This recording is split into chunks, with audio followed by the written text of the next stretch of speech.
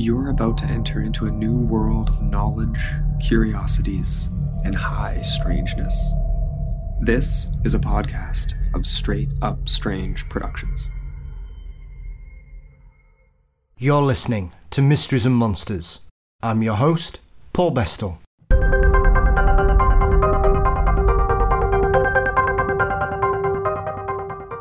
On Mysteries and Monsters today, I'm delighted to be joined by the notable Canadian psychic and paranormal investigator, Jim Hunt. Jim's career has spanned decades and has seen him travel around the world in the search for answers to the questions about the reality of life after death. We discuss his history in the paranormal, his work on the Canadian TV show Knock Knock Ghost, which is available on Prime, as well as some haunted locations from the eastern side of Canada, notably in Montreal. It's always good to hear about haunted locations that aren't discussed as much as others, and Jim is in great form throughout our conversation. Before we get there, as always, you can support Mysteries and Monsters by signing up for patreon.com/Mysteries and Monsters for $4 a month, ad-free episodes, early releases. This month the Patreons are getting a special Q&A where they've asked me some deep dive questions about paranormal and cryptids and other such things. And there's also an upcoming episode of Paranormal Archive where I'm discussing some lost cases from the newspaper archives from around the world. A big thank you to my latest patron, Brandon. Welcome to the team, Brandon. As always, you can find Mysteries and Monsters across all social media platforms. We're on Facebook, Twitter, Instagram, and you can subscribe to the Mysteries and Monsters channel on YouTube. You can also find our website, mysteriesandmonsters.com, where you'll also be able to find our Mysteries and Monsters merchandise. As always, a big thank you to my brother Dean Bestel for his marvellous artwork. The show is produced by Brennan Storr from the Ghost Story Guys, and Mysteries and Monsters is delighted to be a part of the Straight Up Strange network. Now, join me as we travel to Canada to go on the search for spirits in the company of the marvellous Jim Hunt. Today, I am delighted to be joined by Canadian psychic medium Jim Hunt. Connecting with his sixth sense at an early age, Jim has constantly looked to solve problems in unconventional ways. A deeply appreciated stint on the Canadian TV show Knock Knock Ghost raised his profile, and he has travelled the world searching for answers to some of the biggest questions about what happens when we die. Jim, I am delighted to welcome you to Mysteries and Monsters. How are we? I'm very good, thank you, and I'm loving this. I just thank you from across the pond, one of my favorite places to be. Oh, likewise. I think this is a mutual appreciation of each other's home country. I think that's the way it's going to be, Paul. Thank you. You're very welcome. Jim, I'm always interested when I speak to people such as yourself, because I think it's very interesting especially when we live in such a haunted country as the UK. I think often we suspect and incorrectly assume that everywhere is like this. And I think for us Brits, Canada's one of our closest cousins in the world stage. And the more I've done this show, the more I've been surprised to find that it seems that Canada has only recently started to sort of make peace with its paranormal history. And listening to you interviewed and some of the discussions you've had on other shows, it seems that the realization that you were a little bit different as a child kind of made you sort of regress to protect yourself. Oh, wow. You have been listening. Thank you. I was punished, beaten to submission by the Catholic Church in Quebec, Canada, in Montreal, for many reasons, because I was the sign of the devil in so many different ways. The expression of being able to share what we have, because I think what I was able to do in seeing the dead, not as good at the beginning of my experiences. It was more aura colors around people that I was able to differentiate how what person's personality was going to be. But the way that I interacted with people and was always in a protective mode, because as soon as you mentioned ghosts, the only thing that they went back to was Ebenezer Scrooge on the TV show that was the original one, black and white. Yeah. That's the only thing that they would point to when in my own neighborhood there were so many haunted homes of people with in sad situations of murder, suicides, deaths, a lot of homeless people back then in the day in 60s, that you would just see their spirits just sitting and floating around our streets of Lachine in Montreal. And then to say to somebody, oh, look at that guy. What's he doing? And everyone would look at you and go, what guy? What are you talking about? And then you started to learn that, am I crazy? Am I real? Because I've lost my own family to this, not believing and saying that I'm taking advantage of people's feelings and that I'm a great profiler and not a psychic whatsoever, and very horrible things said to me. And so I shut it off until I was basically 19. And from then on, I've never shut up about it. And that's where I am here today, being able to do the podcast, got invited to do the TV show. I've been invited to so many different programs to be, to come on, to go into a haunted home or an active home or an old church or some land that could be haunted. And I love going there to try and sleuth and figure it out and help people. That's what I love doing now. Do you think it's surprising, as I touched on in my preamble there, Jim? Is it surprising when you meet people from outside of Canada who seem to be taken aback about how sort of repressed it has been for the paranormal in Canada? Because I've spoken to other people, and a lot of people, it seems that 60s, 70s, anybody that kind of dabbled in the paranormal, be it psychics or the investigations of haunted locations, it was very much a fringe kind of pursuit, and everybody seemed to be sort of ostracized and pushed out.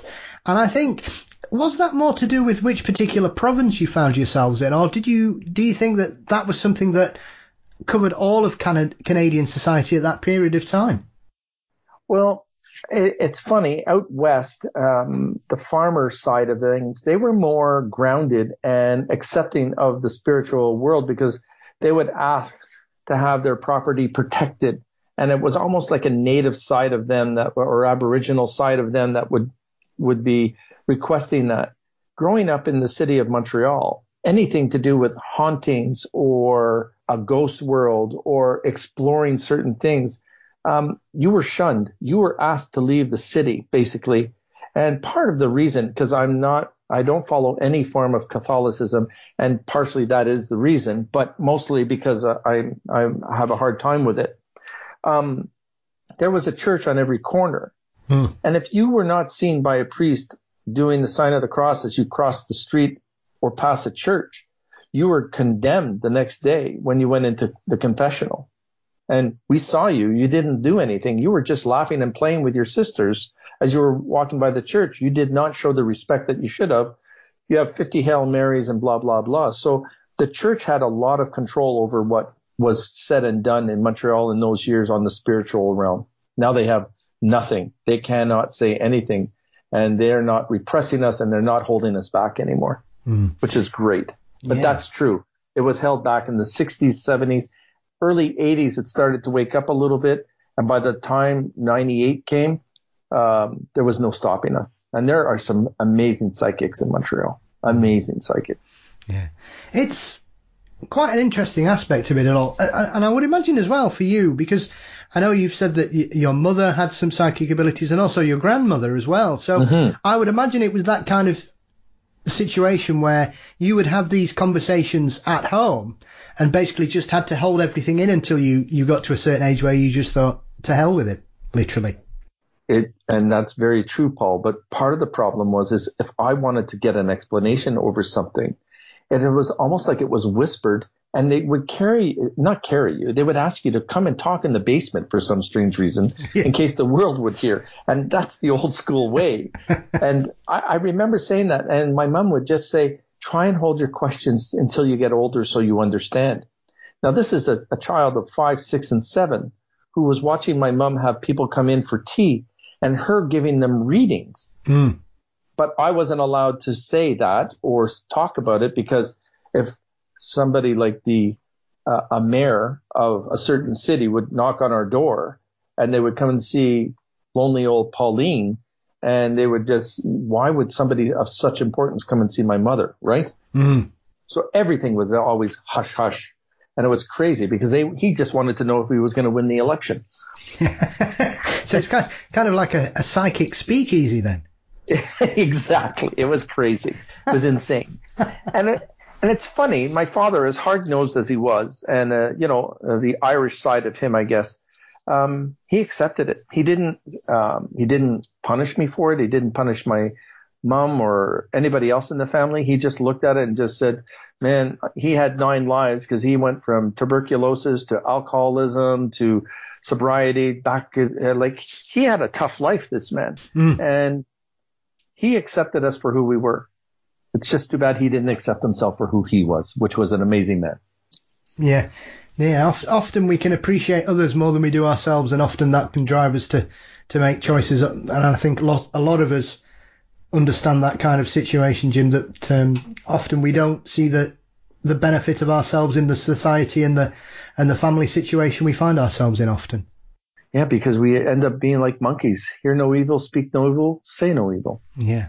Would you say, because I know you kind of say that you were around 5 years old when you began to realise that you could see things and different things. And I know that you've mentioned that you had a near-death experience as a child. I believe you had a drowning incident. A drowning for me. Yes. Were you connecting before that happened, or do you think that was the kind of catalyst that unleashed your sort of acceptance to the real world that you could see? I can tell you, I think that it was before that, and it was Jim Hunt, the introvert, at that young age. I was not hanging around playing with other kids. I stayed in my own sandbox and played with my own toys and watched others. I was an observer. So you can see, quite frankly, where the persona of being a profiler would come to truth. But to sit there at a parkside at a young age and look at the colors around people and go, he's not doing very well. He's not healthy. And that's a 1.5-year-old, to know that a year later, this poor boy was going to die of cancer, which I never even understood. But I just remember the child. I remember the anguish that the parents were going through. And I was just going, my God, this little baby went to the light. He's not going to be here anymore. And I knew that. But the anguish that you saw the parents go through, and I wanted to be able to say to the parents, he was okay. But how could a 5-year-old put that to an adult? They would never have listened. I would have been beaten, I think. But those are the things that started with me then. And to see dead people in my own sandbox was amazing. So that helped. Yeah, I can imagine. I suppose as well, as you grew and went through as old, often many of us find challenges as teenagers for a variety of reasons, Jim. When you get to a certain point when you think, no, this is who I am, this is who I want to be, often people will reach out or sort of gravitate to a scene or people around you. Did you, at that age when you'd kind of gone through school and everything and you were coming up to your sort of late teens, early 20s, did you kind of sort of propel yourself into a different circle of people to tune your abilities or to learn more about what you could actually do? It was scary, Paul, because there was one woman that was able to help me. She was a friend of my mother's who was rebellious, I guess, in a way. In the years that we grew up, and she was extremely intuitive, and Elizabeth was her name, and she would say things that she saw me do or see, and she says, you did see that man, didn't you? Or you did see that ghost, didn't you? And I would go and look at her and go, yes, I did. And she would put her finger up to her lips and just, we'll talk about it another day. And she's the one who helped me learn to express myself in a very monotone way that I was able to get educated in the spiritual world slowly, but very, very well. Like there was not any scary shit happening to me. Sorry, I'm swearing here a little bit, but I wasn't afraid of the dead. I was more afraid of the living. And the dead were giving me answers as to why they were their niece or their father or their mother were so mean or unhappy or whatever the case may be.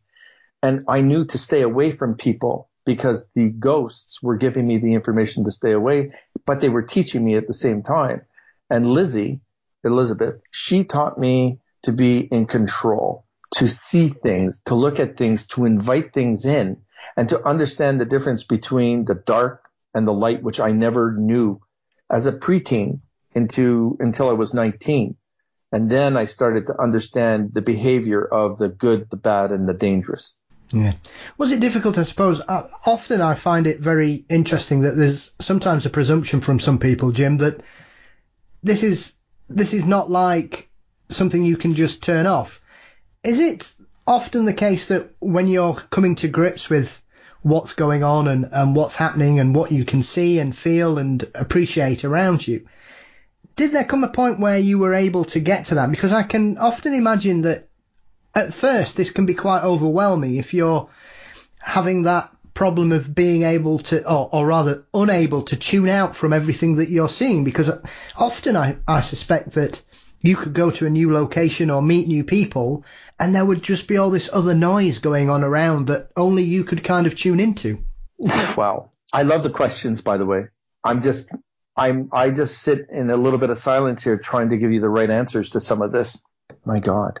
How I learned things was the spirit world would over inundate or throw so much at you that I didn't know if I was coming and going for a very long time in my life, where my silence was kept silent. I was introverted in that way because I was afraid to speak out with everything that I felt and I saw and engaged with. And all of a sudden, out of nowhere, it was like having an angelic type spirit take my hand and just say, you can tell them to wait a minute. You can tell them that you don't know the answer. You can tell them that they each have to take a turn. And he also, it was a he who warned me and just said, this will never turn off. You can't turn this off. This is something that will be a part of you for the rest of your life. And you have to understand that you have to learn to cope with this and you will do great, Jim. And when those things came out, I automatically just said, hey, everyone, back off. I need a break. And it didn't go silent, but it was mumbling like, who the hell does he think he is? I was getting all of those little things. He's a little bit cocky, isn't he? And whatever. But they went away. It was like the crazies of the spirit world who were trying to desperately talk to me because I can see them and want me to get an answer out to their aunt or to their uncle, who I have no clue who they are, because it could be at the other end of Canada or the other end of the lake or somewhere. And I'm saying, I'm sorry, I don't know who we're talking about. You will, because you'll meet them one day. And I'm going, well, I don't know about that. But when it happens, please come in and I'll help you.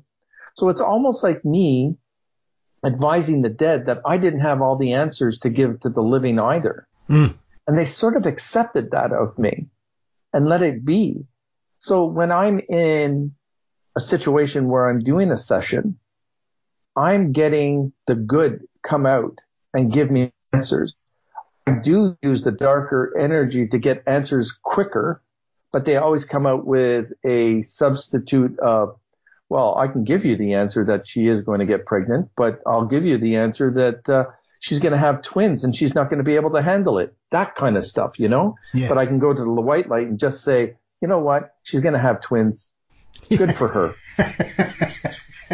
Yeah, absolutely. As with anything, it's portion control, Jim. It is portion control. And it can be overwhelming even to this day. COVID has really hurt my psyche in a lot of ways because of the devastation that we've been going through and the earmarks of people just drained and fed up and want to have have their lives back.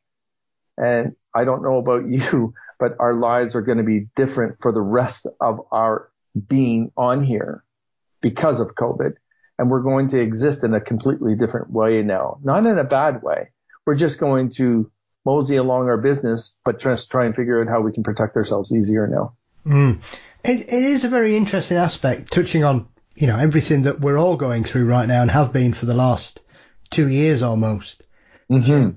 I've often found it because, as I've mentioned, I've a deep interest in the paranormal, especially in the history of the paranormal. Yes. And obviously for me, I've been quite interested looking at this, not in a mawkish or ghoulish sense. But I can tell. I can really tell. It's awesome. It's very interesting for me because obviously we're looking at the parallels of the last great pandemic, which was the Spanish flu, which occurred obviously, just over 100 years ago. Yeah. And that kind of coincided with the massive boom, especially here in the UK, in spiritualism, Jim, which I think was coupled with the massive loss of life that British servicemen and Europeans went through because of the First World War, and obviously it affected... I respect every single one of them, and I feel so sorry for the Brits. I do. Yeah, but it obviously affected a lot of people in the Commonwealth, Canada and Australia as well, because obviously we were all fighting under the banner of the King at the time. So yes, I've often been quite interested in looking at that period of time and thinking, well, how are we going to move on over the next couple of years? Because obviously there are hundreds and thousands of people around the world that have been taken far too soon for a variety of reasons. And I'm very interested to see, when I speak with anybody involved in the paranormal at all in a variety of fields, Jim, how you view how we are now. And do you think we're going to see a similar kind of situation where people who have lost relatives and friends under tragic circumstances are going to look for the answers that normal situations and the normal won't give them? A lot of people are coming to psychic mediums, psychics, healers to find out if their loved ones who have passed have gone into what we call the light, or that they're safe, that they're calm and they're relaxed and that they're okay. And I can tell you that I do this every day, is releasing spirits by sometimes up to 20 a day that I can see just on walking my dog, that we are beacons to the dead to release them into the light, because they don't even know that they've passed on. They are frightened souls, just like what people went through in the war. If a mortar went off, you were dead. You were crushed internally, and you didn't know that you were still dead, and your spirit stayed in that spot. And there are so many spirits that are going through loops. It is unbelievable. I can walk by some of the major hospitals here in Ontario, and you can just see the energy in there is just horrific because there's no closure. They went in with a bad cold. They thought they were going to get better, and then they died. And that's all they knew. They never got to see their loved ones. There was no closure. So these spirits are very angry and wondering why this happened to them, or is that why their soul's purpose happened to them? A lot of dead spirits are suffering emotionally because of COVID. And it happened in the First and Second War the same way. And the release of so many spirits by good psychic mediums to let them go, to make sure that you're going to be okay. And we do it silently. We don't look for a pat on the back, but we are able to send so many spirits to the light. That is our job. That is why we are here, Paul, in my humble opinion. We're not out here to make a mega buck, because I'm not in here to make a mega buck. I'm out here to see a spirit go into the light. And trust me, and I tell this on every episode or every podcast, you're not getting a pat on the back from the spirit that you're sending to the light once they recognize the light. They see the light, they jump for it. There's no turning their head back in again and going, oh, thank you for that, and then move on. They don't do that. They just go, then they're gone. And you can feel the release and the calmness of that energy. I know this is a long explanation, but that's how my world, that's how I see it. And I've explained to people in North America, I can't go anywhere within a mile of the Twin Towers still. I cannot. The energy there is horrific. 2,900 people. I can't go. I think it is a strange situation that we find when we're dealing with this as well, because often when we have situations like this, Jim, there is a reason, people will be with their loved ones when they pass. And this is the other aspect, I think, that's adding to the stress, and perhaps you could class it as survivor's guilt as well, Jim, that a lot of people haven't been able to say goodbye in person because they've been barred from visiting their loved ones in hospital. That they may have had the privilege of at least getting a chance to speak to them on video call or something like that. But for thousands and thousands of people, that person went into hospital and they've never seen them again, and that's it. And I would imagine it's not just working on that realm for the departed. You're also dealing with who's remaining. Exactly. And you have to understand, you watch the healthcare system and you watch our healthcare providers. Don't think for 30 seconds that a spirit does not cling to their last known person that they saw in front of them or held onto their hands, that they hang on to their energy because they are so afraid. And I know a lot of frontline nurses. I do. And I feel bad for them. And they're in survival mode.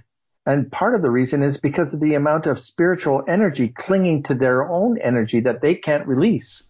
So when I'm sitting there talking to them, I'm also working on saying, Mr. Hill, please leave this woman alone. She helped you pass on. You passed on. You need to go to the light. And sometimes I have to say it out loud to the health professional that I'm with. And it's the health professional that breaks down and cries. And they'll say, Mr. Hill, he died just 3 weeks ago from COVID. And I'm going, I'm sorry, he's just clinging to you. They have a lot of that happening too, that people don't see what we see from the spiritual side. I think it is interesting as well, as you touched on there, Jim, in regards to the site of the Twin Towers. I had a very similar experience myself several years ago. I went on a tour of Scotland, which is a beautiful country. And it was also the hottest period in Scottish history. So I timed it perfectly. So we had 2 weeks of beautiful sunshine on a tour of Scotland's most famous locations. Though strangely, I never made it to Edinburgh, but I went everywhere else in Scotland, it seemed. Crazy. And one of the strangest things that happened to me in my life is it's not often I get this kind of situation or this kind of feeling, despite the fact I grew up in a haunted house and my grandmother, very similar to what you were saying about your family, where people would come for readings and I'd be ushered out of the room, Jim, despite not knowing what was going on and why these people were visiting my gran. When I went to Glencoe, we were supposed to stay there for 2 days. And, I love haunted locations. I'm not someone that's afraid of the supernatural. I'm deeply inquisitive. I find it extremely challenging, and I look for answers, and I'm very kind of thoughtful when I come across situations and cases. Glencoe was the first time I'd ever been somewhere where I just felt so deeply uncomfortable. I couldn't tell you why. I didn't feel upset. I didn't feel ill. I just felt like I couldn't stay there anymore. I know my history, so I'm fully aware of what happened there and the tragic circumstances. Yes. So it's the first time I'd ever encountered that kind of sort of atmosphere. It was like there was a fog of malignant depression there, Jim, that just, there's no other way to say it. Yeah. It enveloped me. My partner was absolutely fine. There were, hundreds of people there, all having a great time. I was so befuddled by how it had made me feel. I didn't sleep a wink at all. I just could not settle. And instead of staying, we basically cancelled the second night booking and went somewhere else because I simply couldn't stay there.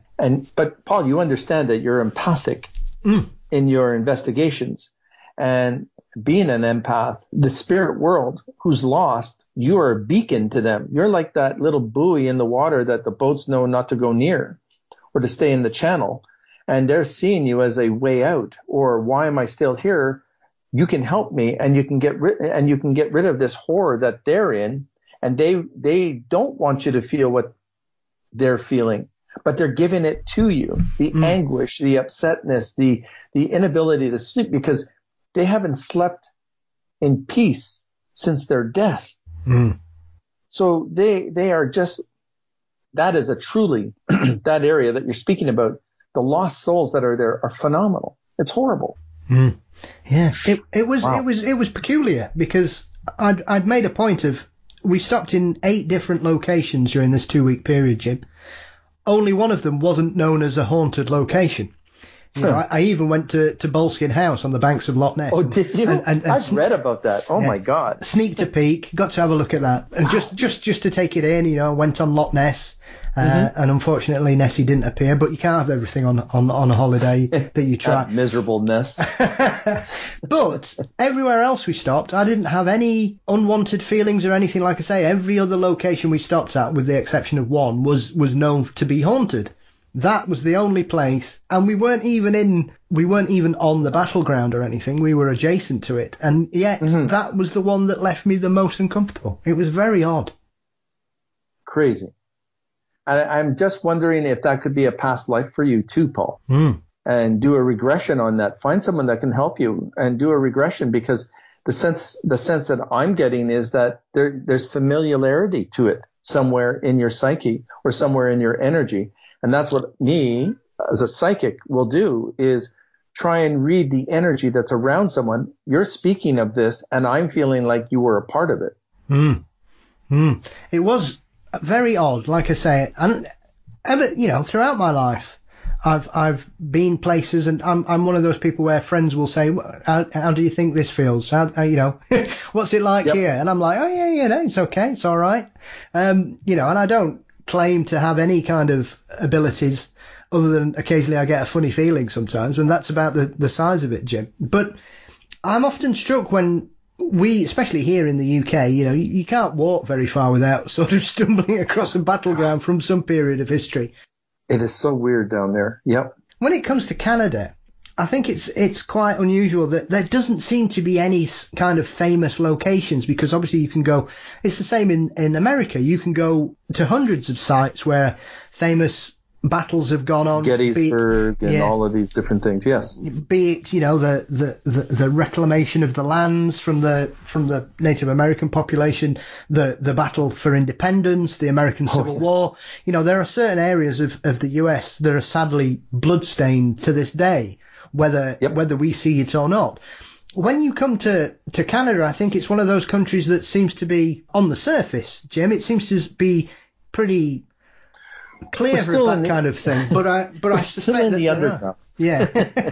But I suspect there are certain places like that. So obviously in your sort of investigations and things like that, is that a similar kind of situation that you've stumbled across in Canada at all?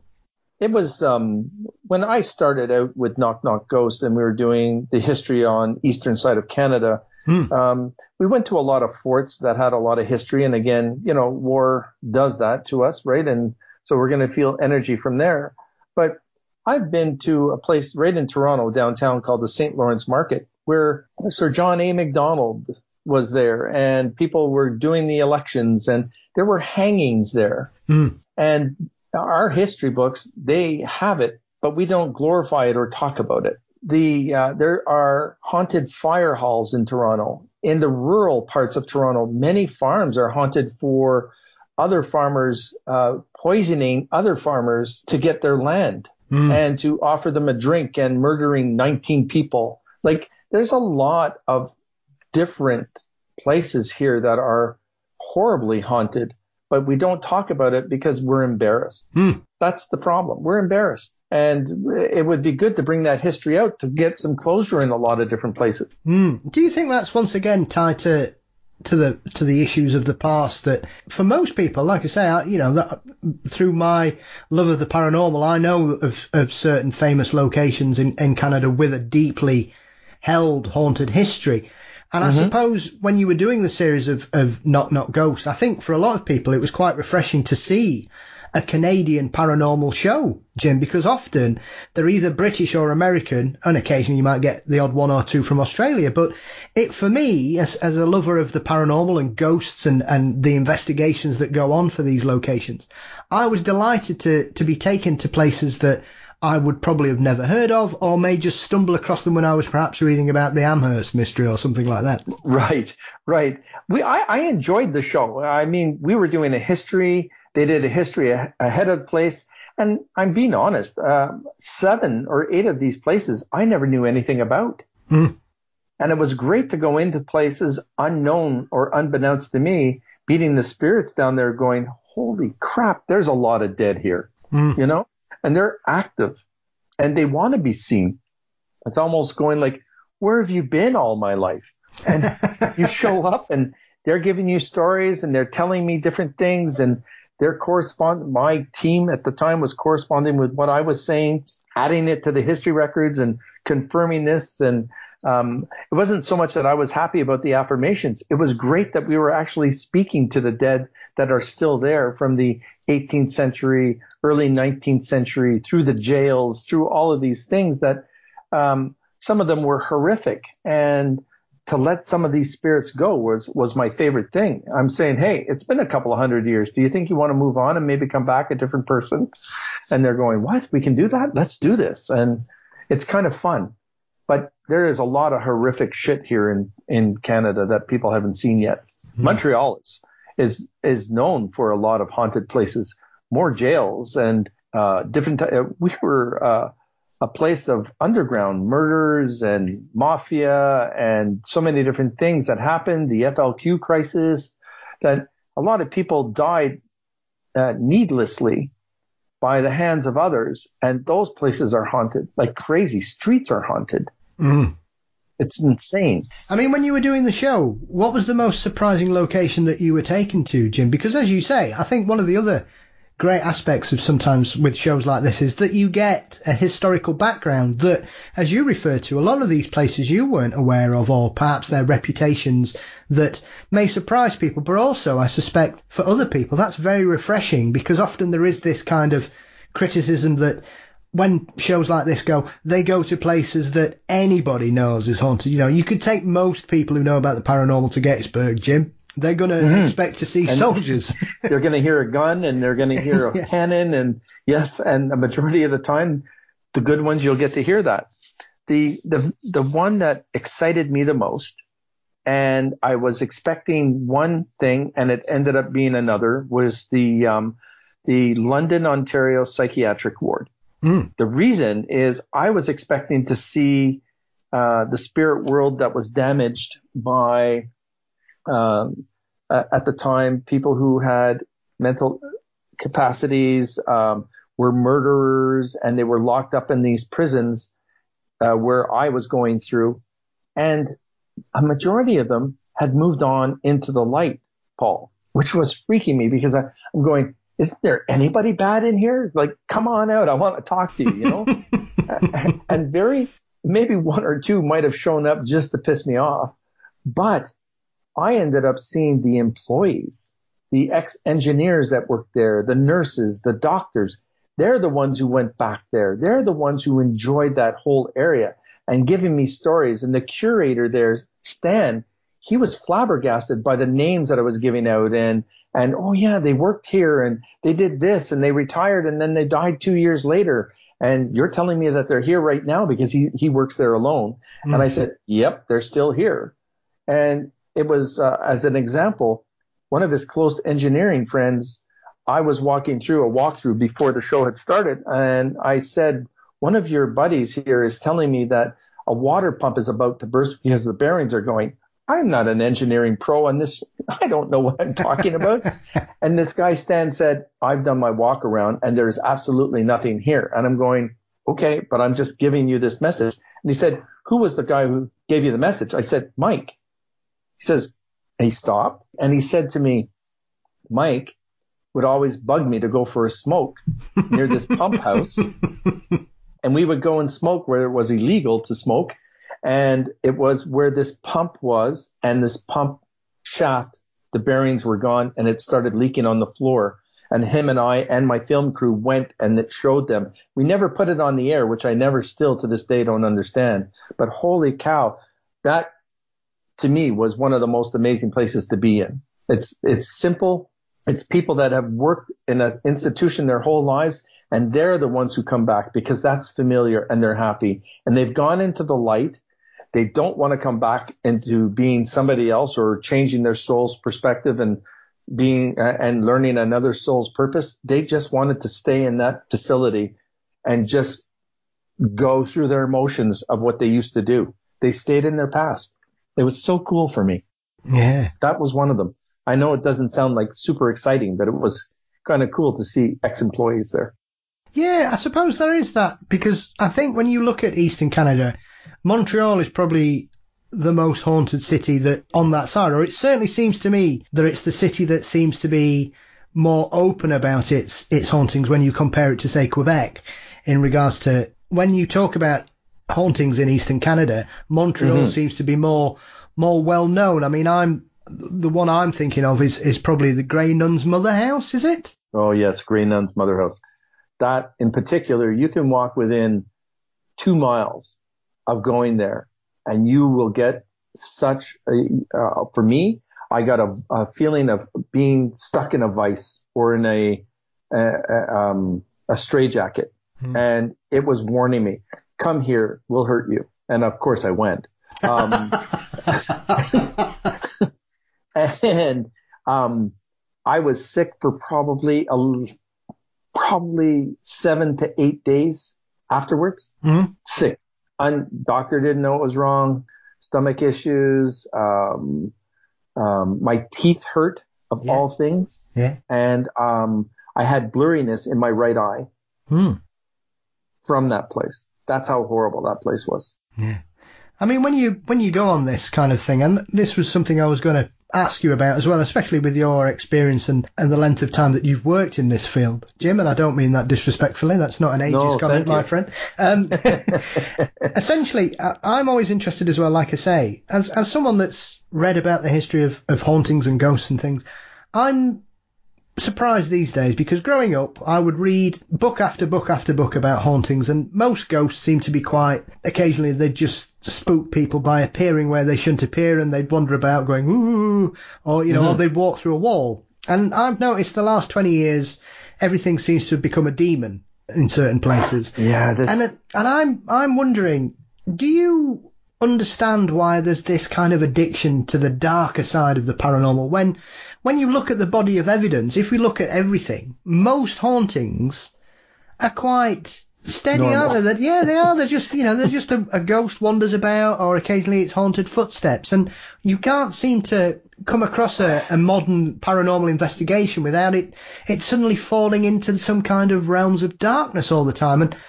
And for me, I find that really odd that we've got this whole new body of work that seems to have supplanted everything. The whole history of the paranormal prior to the turn of the millennium seems to be quite ambivalent. They were all just floating about scaring people, and that was it. So, Paul, now, once I explain this, and once this goes to air, I'm going to get a lot of hate mail. Thank you for this one, okay? Thank you. Oh, my gosh. Now, I am going to explain this as best as I can without insulting the paranormal investigator. But the paranormal investigator goes in with the idea that they are calling in on the dark, and I don't know where it started from. But in the 90s, if you were going and saying that Grandpa Kozlak is sitting there and he's having his cigar in the green chair that he used to smoke in, and you can smell the scent of a cigar, he's only there to say hi and just to check up on the family to make sure that we're still okay.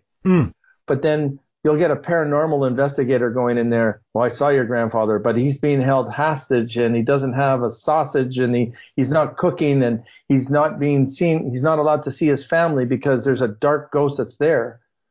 A paranormal investigator who likes the dark invites the dark. You will get the dark.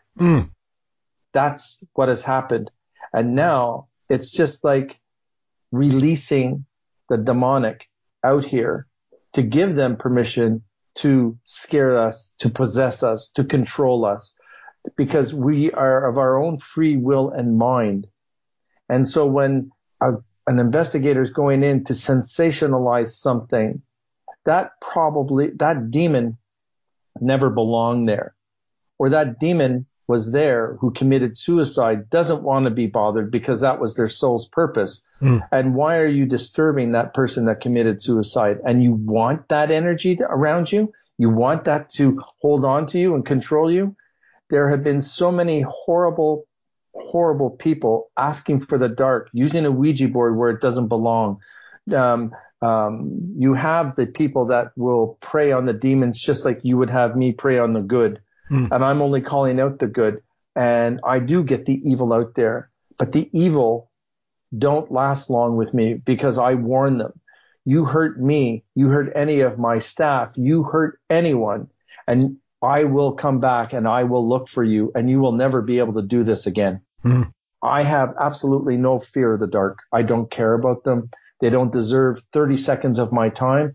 If they're in there when we're filming, they are gone just as quick as they show up. I've been in a Masonic temple where I had this evil owner from years because he didn't like the fact that he was dead and all the things were changing in his temple, but he blamed me for it. And I'm going, go F yourself, buddy.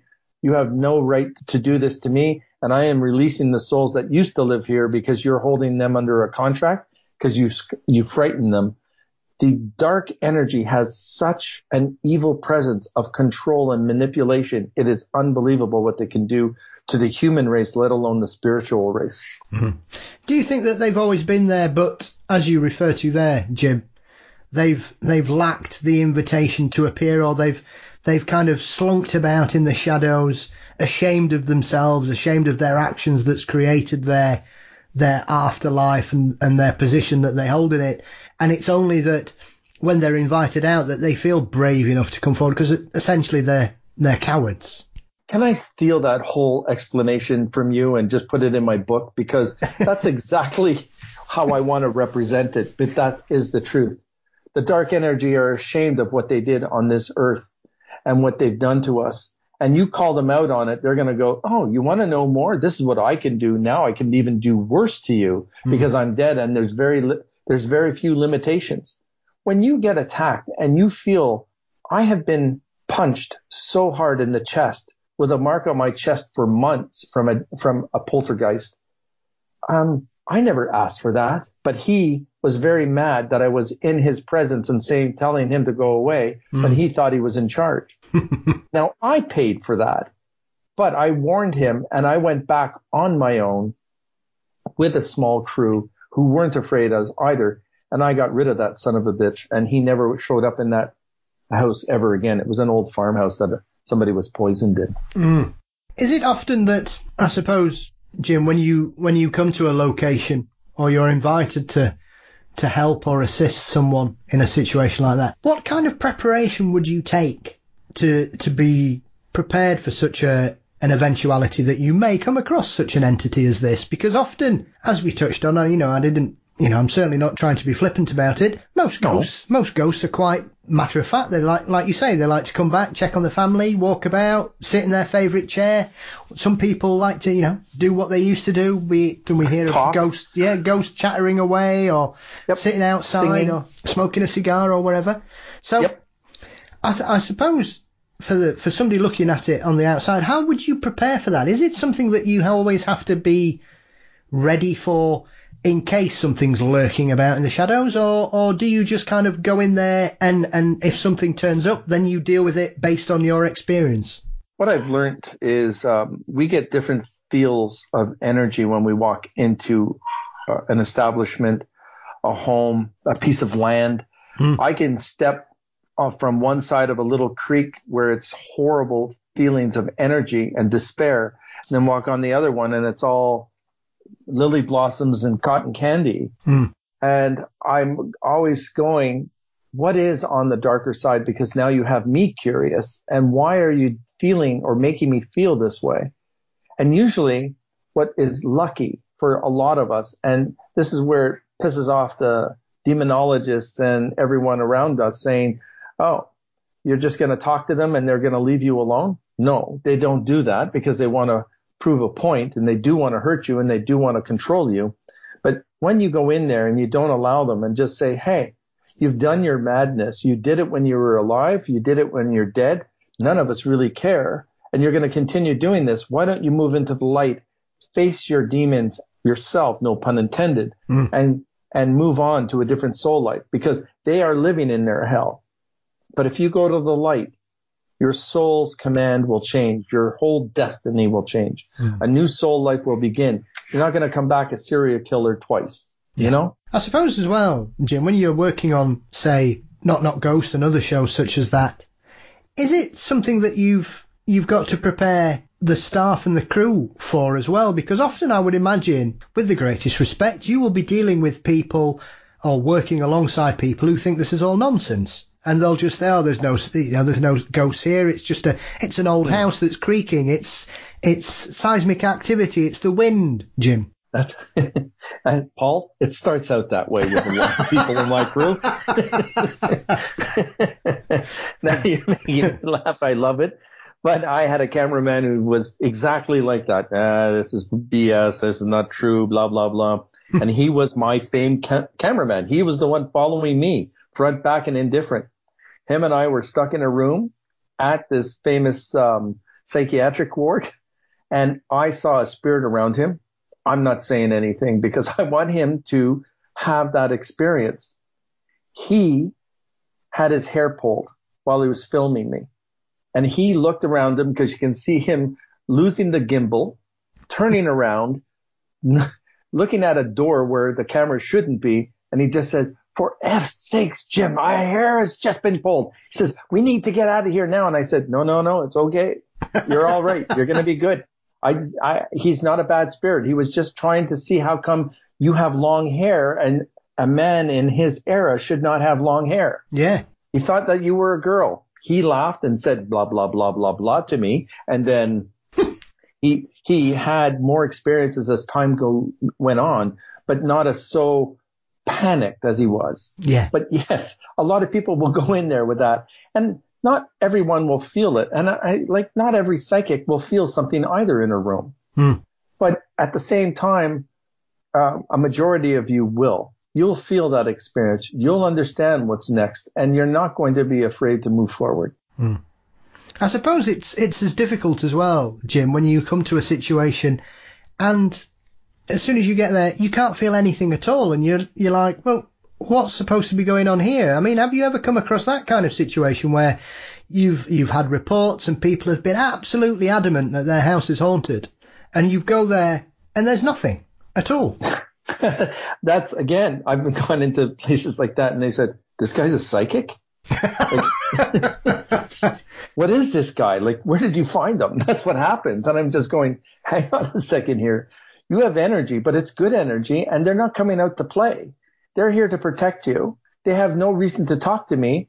And unless you have something that is dangerous or it's upsetting you, then they're either going in hiding, and we should smoke or smudge the place, because now we're not allowed to use the term smudge in North America. It's insulting to the Aboriginal people, and I'm partially Native, so I'm sorry about people to that. But we now should use the word properly, smoke. So if we smoke them out, literally, and say our whatever we want to say to release these spirits from our home, that's the way to do it. And then they won't come back. And probably 90% of the time, that energy in that home is gone. And if it comes back, then I really did a poor job, and I'm sorry. I mean, I'm always interested, like you say, about the incident with the cameraman. I often think that obviously if we're dealing with paranormal forces that have some kind of sentience and are aware of what's going on for whatever reason, Jim, I'm always really interested where we have encounters where people see ghosts who look as surprised to see them as they are to see the ghost. And it's almost as if like there's a mutual, like, hang on a minute, who the hell's that? Who are you in my house? Have you come across those kinds of situations? Because there's sometimes some of my favourite ghostly encounters, because often I like the ones where the ghost seems to be as surprised as the person that sees it. I've seen, but they've never had a conversation with me to say, what the hell am I doing here? Or what the hell are you doing here type thing. I've never had that encounter. They've looked at me and vanished quite quickly because they're either afraid of me or I'm afraid of them for a certain second or so. But the only thing that I might see, I cannot say that I've actually come across that very often in my 52 years of doing this. That's insane when you make me think about that.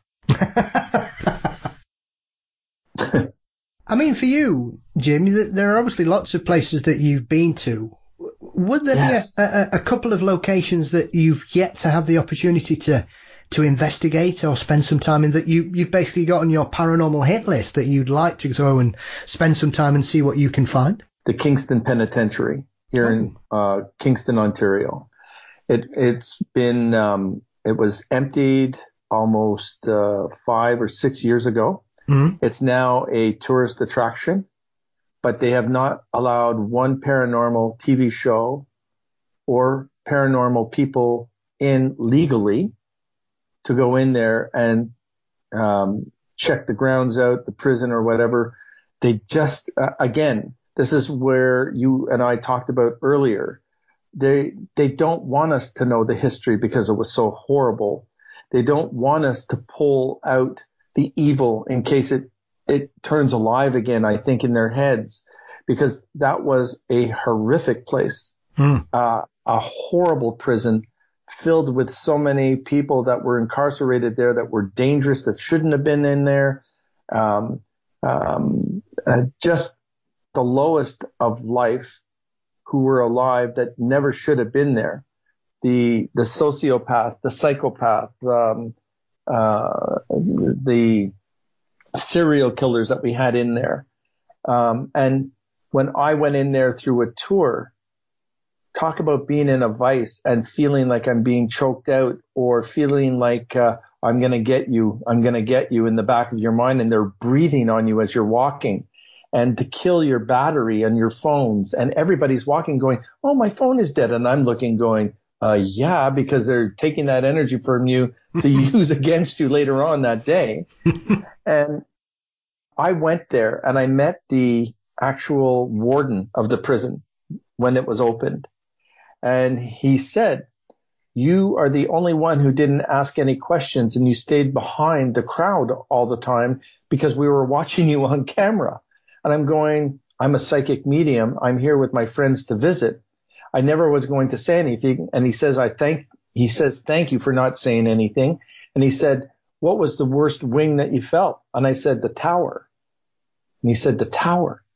And he said, oh yes, that's where a prisoner went and murdered 2 other people there in the tower, which was hidden from the public, and it was never released. So I want to go there. But hi, Kingston, Ontario, the mayor of Kingston, who I've sent many mails to, and to the politicians. You still won't let me go in. Sorry.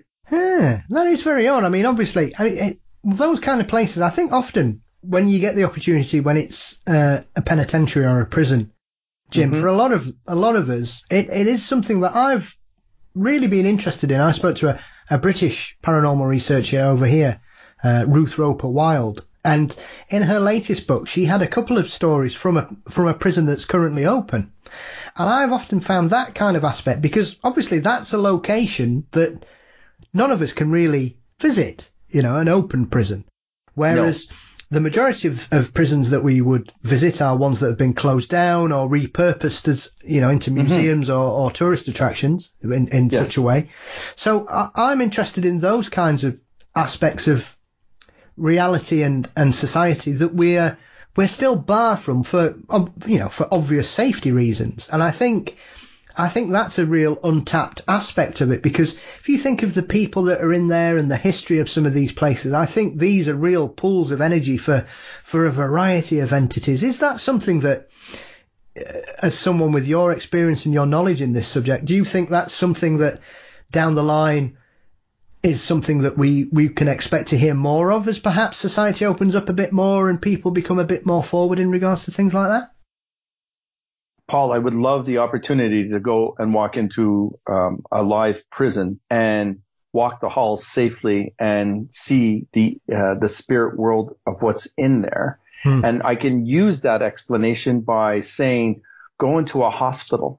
Yeah, it's the same energy. The living are living and being and surviving, and the dead who die surprisingly are there in a catastrophic situation of energy who can't get out and wander these halls. And the dead in prisons are doing the same thing that are live, that are still active. There's a prison in Stratford, Ontario that my mother-in-law worked near in the courthouse. And the courthouse is so haunted, let alone the prison that's behind it. And I would love to walk that prison, but it's an active prison, so they won't let you in. But it is so crazy down there. And the sightings that people have of prisoners looking through the windows of the courthouse going, there's nobody there, and there's no footsteps in the snow. I would love to do something like that. That would be, oh my gosh. Let's go, Paul. You and I. Let's grab Ruth and take her with us. Yeah, oh, absolutely. I think it's one of those aspects that I think sometimes we just presume places, it's just domestic settings. And I think when you start to look at the history of the paranormal around the world, Jim, places like that, I think can only be hotpots for paranormal activity because of the emotional history of the buildings.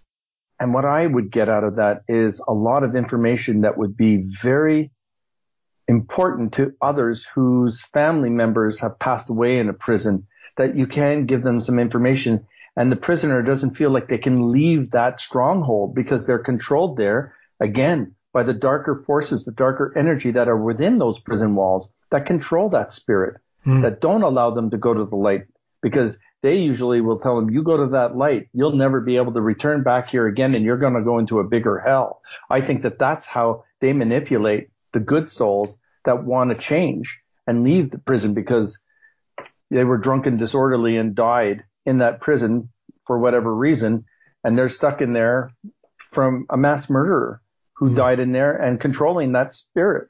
It's there every day. We have it in our everyday lives where people try and control us. Is there a location that you visited that you're surprised more people don't know about, or a haunting that you think deserves more recognition, Jim? Because I'm often surprised in this day and age that sometimes certain famous cases seem to be continually put forward, whether it's in Canada or, if you talk to people, name a Canadian poltergeist case, they'll mention Amherst. That's it. Anything after that, they don't seem to know much about. And there in America, there are a handful of cases that constantly seem to be, everybody wants to go to the Lizzie Borden house and others of that ilk. And it's the same here in England. Are you still surprised with all your experience that these same old cases keep going through the motions when you look at it, there are some fabulous cases that just seem to have just never caught attention for whatever reason? There is an orphanage in Montreal.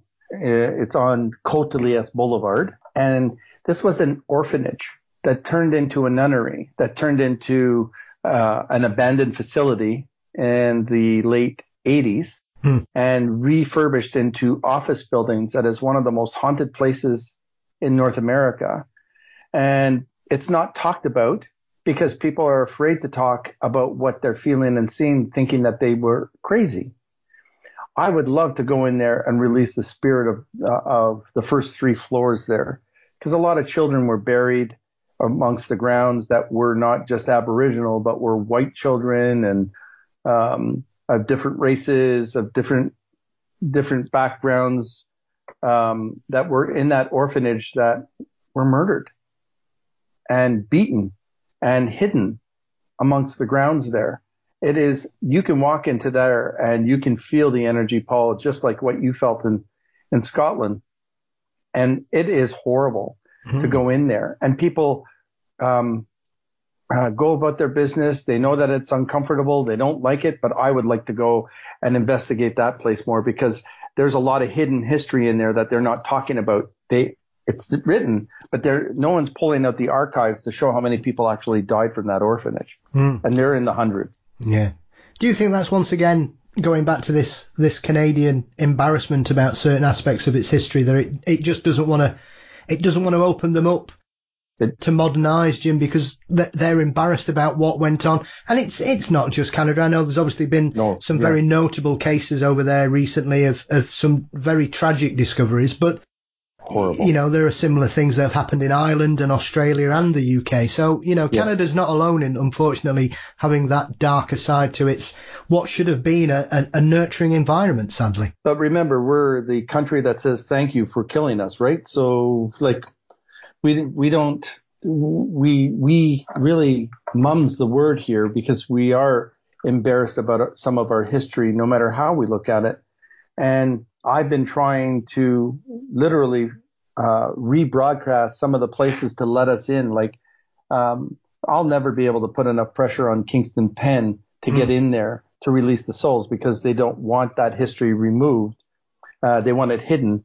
We're not going to get there, not in my lifetime anyway. I don't know if anybody else, but the more good intuitives that are coming out now, children that were born in the 2000s, I think are more intuitive, not because of the electronics, but because they are able to be more stable in seeing things differently, and they grow up faster. Their intuitiveness is phenomenal to me. More kids in the 2000s than any. And I think they're going to bring a lot of peace to a lot of us down the road. Yeah, very much so. It certainly seems that children are a lot more worldly wise and a bit more switched on than perhaps we are. And maybe that's because they're not prepared to accept the standard fare that we were all fed as kids growing up, Jim. Agreed. 100%. And I'm looking forward to, hopefully in retirement, if I ever do retire, watch this. For you then, Jim, is there an investigation or a location that you've been to where it's been an overwhelmingly positive experience for what you've encountered or the people that you've helped find peace, either alive or passed on? How do we say this without insulting people? A retirement home.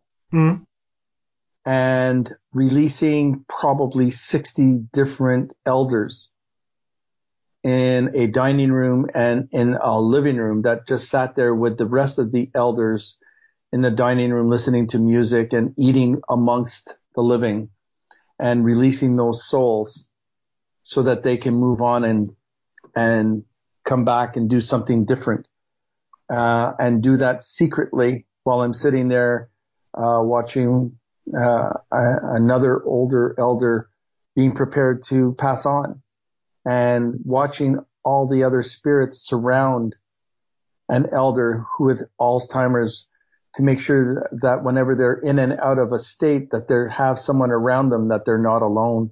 And our families who worry about them, they're surrounded so much by these spirits to protect them. There is no darkness in an elder's home. There is none. And I would love to do a show there just to show people the lights and the shadow people that are there are not demonic, but helpful and protective and loved.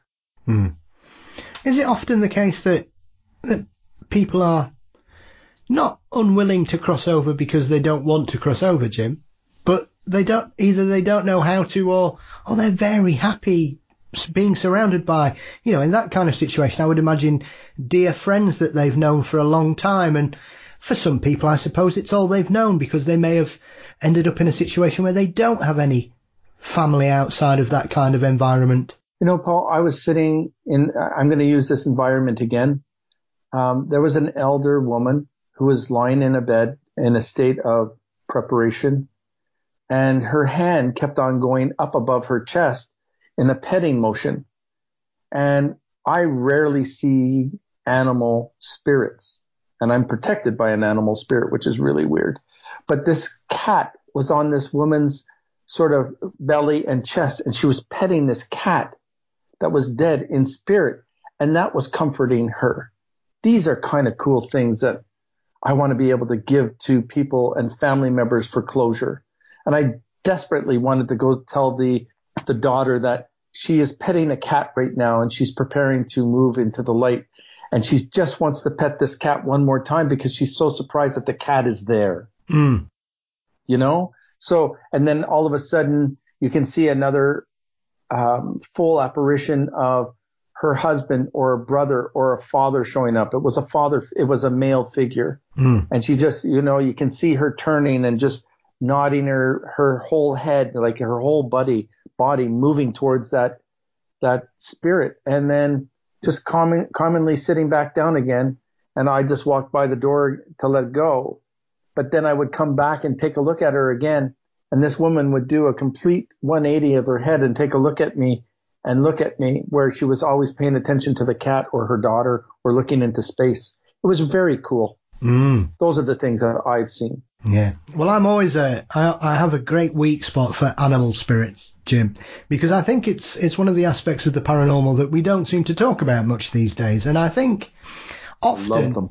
I think for some people, it's usually the environment that they may come across this, because unless you have a situation where you're not expecting an animal, most people would be quite blasé about it. I've often spoke about this because a friend of mine once had a flat, and he kept having a cat appear in his flat, and he had no idea how this cat was getting into his flat. And it was only when he eventually spoke with his neighbours that he realised it was his neighbour's former cat, and that it had passed away a couple of years previously, but the person that used to live in the flat beforehand would always feed it. So it would always find a way into his flat, and even in the afterlife, it was still coming back because it was expecting its treats. Which is beautiful, and it happens all the time. The animal lovers who take care, who are so empathic towards the animal species of any kind, just doesn't have to be a cat or a dog. It could be a horse. It could be, a turtle, for God's sakes. It's the love that they have for these animals. Animals respect the dead. Animals see the dead constantly, and they're always watching out. We have a new puppy here that we're learning to get along with, and I watched this dog look over my daughter's shoulder because the dog is seeing something else other than just my daughter.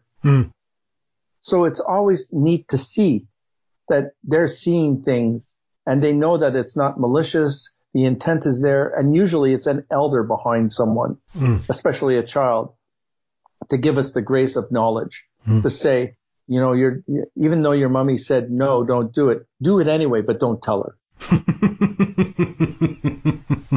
Have you ever come across a situation where, as you're referring to there, you've got a new puppy in the house, that an elder animal spirit has come back to teach the new kid how to behave or how to carry on? Absolutely. I think that's where we don't give them the respect, and that's, again, where I'm going to get the hate mail, where we'll have paranormal investigators going in with the expectation of looking for the darkest energy around there. If you would just go into a facility, a home, a business, and go in with the intent of looking for the good, the negative and dark energy will walk away. You will get more activity from an elder spirit or someone else because they are in tune to good and happiness, and you will always see good activity from them. You won't see the spikes of an EMF meter coming off because the poltergeist is ready to wring your neck or throw you off a balcony. You're going to get the EMF reading of positive energy because they're there to shroud you with love and admiration that they probably didn't give to their own kids, but they're going to give it to you because you're coming into the house with the intent of getting rid of the dark energy, not getting rid of them. Yeah. I've often found that quite interesting as well, because I think some people get very attached to their spirits, especially if it's a positive one, or as we refer to, one that wanders about and perhaps just shakes a few glasses here and there, Jim, or sits in its favourite chair. I'm often intrigued as to this. This is the other aspect of it as well, and I suppose you've dealt with this. Have you dealt with situations where people didn't want their spirit to be removed, or they were very happy with it, they just wanted to understand more about who or what it was? This is the thing, Paul. This is where I've been called upon by so many people, and this is internationally. People want to fly me to the UK or to China or to many of the states in New York to say, my grandmother is still here. I feel her presence. She is more than welcome, but I'm feeling like she's not happy with something that I'm doing. Could you come over here and help us figure this out? And I've been doing more of those investigations than the investigations of a brewery that's opening up and all their beer went skunky because the dark energy just wants to destroy their business. They're in there for a reason, but I'm in there more to give an explanation as to why they're hanging around us. I recently, I was a little bit down on myself at Christmas, not supplying and losing a close friend who's alive and just losing their friendship. And that's upsetting after having a friend for such a long period of time. And I smelt this cigarette smoke and I'm going, shit, that's my dad. And my father said, you know, it's not there. It wasn't your time is the energy that I was getting. It's not, they were in a different place. You're in a different place. Just let it be, and move on, because they've already moved on and you need to take your energy and put it in a better place. Once I got that explanation or feeling from the spirit world, and that happened to me just on Christmas Eve. Wow, what a feeling. Thank you very much, Norm, because my father's name is Norm. Off I went, and I enjoyed the rest of my Christmas Eve and Christmas Day because I was given food for thought from an elder that was helping me go through something that was very emotional to me. And it was great to have that feeling. And that happens to everybody here. And it'll happen to you, Paul. It'll happen to my wife. It'll happen to my daughter. And those spirits are here to protect us, not to always hurt us the way that people are looking at it in today's day and age. Absolutely. Yeah. We need to kind of reconnect with that kind of aspect of it, that in the majority of cases, these situations are there for guidance and support and protection, not for malicious intent. The end of World War II was what, 1947, 1948? I don't really know my history that much. 45. 45. Okay. And then everything that came out. Do you know that when I've been in the UK, that I can still see the spirits who have left the battlegrounds to come home looking for their loved ones that they can't find anymore. And I'm just saying they've left as well. You might as well go to the light and you'll find them there. And they'll just wander off and move in there. And I've seen them in your tunnels. I've seen them in their pubs. I've seen them everywhere. I've seen them, especially along, it's a container facility. And a lot of people were coming from there. And they were from that era, the Second World War. I'm just saying, your loved ones have left you. It's time to move on. But they're saying, I don't want to go. Is there anybody here that I can help? That's what I get as an answer half the time. Yeah. I don't want to go. I don't want to go to the light. Is there someone here that needs my help? They're so courageous. Absolutely. So what's next for you, Jim? What's on your itinerary? What have you got planned? Or is there anything that you're, once hopefully we can all sort of get back out there into the real world fully, is there anything you've got sort of planned or you're dying to get your teeth stuck into? I am so looking forward to this next set of my career. As soon as we're in a safer environment with COVID, I'm going to be going to a lot of haunted public facilities, and where there's they could be pubs, they could be restaurants, and invite people who have lost their loved ones, who have been associated with certain restaurants or bars or facilities, and go in and have everybody talk to them and give off information, history, let go of people, send them to the light and do that type of thing.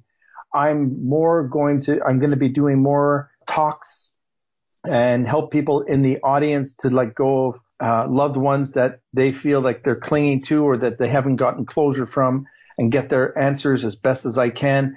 I'm going to do the whole goodness here that we need in our today's world. And I'm just waiting for COVID to end. What I do in my sessions now in my sessions is most people are calling on me not to find out what their past, present, and future is, but a lot of people are calling me on my loved ones. I was stuck. I couldn't go to the hospital and meet my mom who passed away in time. And I'm going, say no more. Pauline is there, and she says she loved you no matter what. She'd prefer not for you to have seen her in the state that she was in before she passed away. Now you have a good vision of who she is.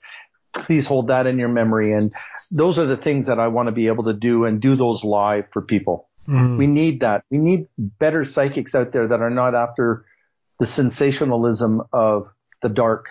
We need goodness in this earth now. We've had enough crap in our lives for the last few years.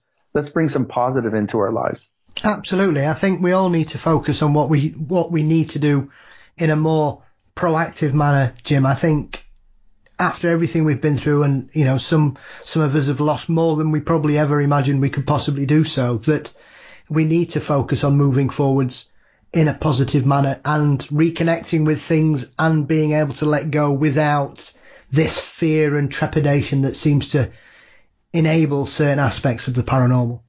And the paranormal is something that we shouldn't be afraid of, but embrace, because a lot more of the dead have messages for us that are positive and not negative. And that's my job now, is to bring out the positive.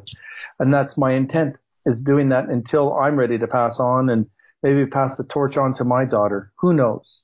But it's very good for us to learn that there are many souls out there that are wandering. And even if we don't know them, we got to give them permission to give them something to do for us. And if they're willing to want to help us, let them help us. They're not hindering us. They'll only make our lives that much more enriched. Absolutely.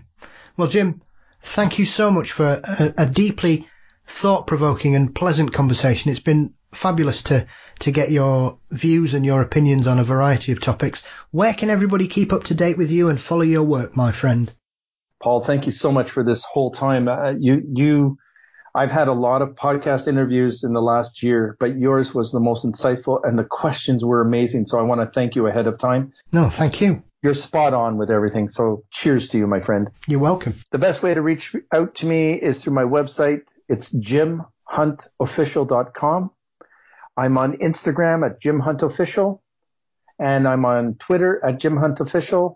And it's Intuitive Life Coach on Facebook, which I'm having a hard time trying to change it to Jim Hunt Official. But find me on all of those aspects. For all my lovely people across the pond, I will make exceptions if you email me and just say, our 5-hour difference, can you try and sort that out, that you can have a later date? I can work on something like that, because I have many people across the pond that always like to book with me. I love the idea. I have a lot of fun. There's about a 2 to 3 week waiting list, and I'm very sorry for that. And it's not so much the popularity. It's just people hear about me and they're booking because I'm being honest with you. And just like you were with everybody else, Paul, thank you again. No problems at all. And I will put links to everything in the show notes so everybody can find you afterwards, Jim. And once again, thank you so much for your time. It's been a real pleasure, and hopefully we'll get the opportunity to speak again in future. Thank you. Take care, Paul.